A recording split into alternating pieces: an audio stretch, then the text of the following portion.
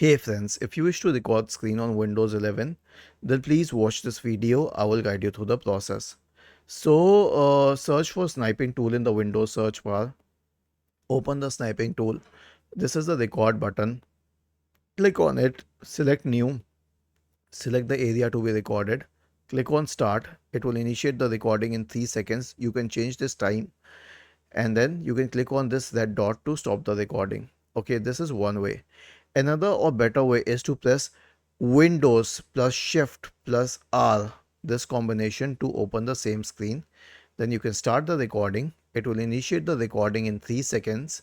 And once you're done, you can click on this red symbol here to stop the recording and save it. Was this helpful? If yes, then please subscribe to the channel. If not, then let us know in the comment section of the video on how we could help you further.